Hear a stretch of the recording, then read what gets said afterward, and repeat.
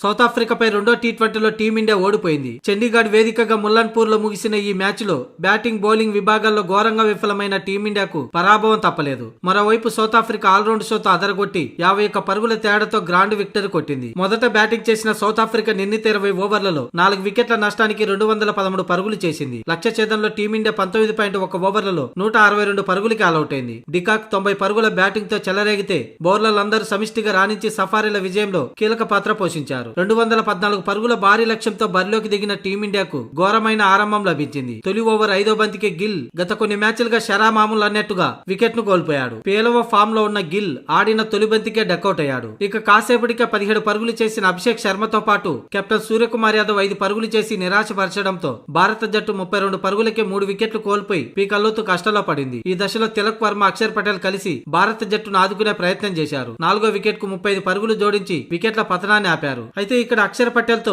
Team India ప్రయోగం చేసి విఫలమైంది. 3వ స్థానంలో బ్యాటింగ్ వచ్చిన అక్షర్ పటేల్ 21 బంతుల్లో 21 పరుగులే చేసి అవుట్ అయ్యాడు. టీం మేనేజ్మెంట్ చేసిన పెద్ద తప్పు ఇదే. బ్యాటింగ్ ఆర్డర్ లో తనకి 3వ స్థానం కల్పించటం ప్రయోగం బెడిచికొట్టిందనే చెప్పాలి. మిగతా బ్యాట్స్మెన్లు కూడా సఫర్ అయ్యారు. ముఖ్యంగా దూబే 8వ స్థానంలో బ్యాటింగ్ వచ్చాడంటే పరిస్థితి ఎలా మారిందో చూడండి. ఇక హార్దిక్ పాండ్యా 23 బంతులు 20 పరుగులే చేసి అవుట్ అయ్యాడు. అయితే ఓ ఎండులో వికెట్లు పడుతున్న మరో ఎండులో తిలక్ వర్మ 62 పరుగులతో పోరాడుతూ వచ్చాడు. చివరిలో జితేష్ శర్మతో కలిసి బౌండరీల వర్షం కురిపించాడు. ఈ క్రమంలో హాఫ్ సెంచరీ పూర్తి చేసుకున్న తిలక్ వర్మ గెలిపించడానికి విశ్వ ప్రయత్నాలు చేశాడు. అయితే చేయాల్సిన రన్ రేట్ ఎక్కువగా ఉండడంతో పరాజయం తప్పలేదు. సౌత్ ఆఫ్రికా బౌలర్లో బార్టిమాన్ 4 వికెట్లు, సిపమాల, మార్కో జాన్సన్, ఎంగిడి తలో 2 వికెట్లు తీసుకున్నారు. మొత్తంగా టీమిండియా ఈ మ్యాచ్ కోసం 3 తప్పులు చేసింది. టాస్ గెలిచి కూడా చేజింగ్ లో రికార్డు లేని పిచ్చిపై ముందుగా బౌలింగ్ ఎంచుకోవటం మొదటి తప్పు అయితే, ఇక రెండో తప్పు బ్యాటింగ్ ఆర్డర్ లో మార్పు తీసుకురావటం. అక్షర్ పటేల్ ని 3వ స్థానంలో బ్యాటింగ్ చేయించడం పెద్ద మైనస్ గా మారింది. అంతేకాకుండా ఫామ్ లో ఉన్న సంజు శాంసన్ ని బెంచ్ కే పరిమితం చేసి వరుసగా ఫెయిల్ అవుతున్న శుభమన్ గిల్ ని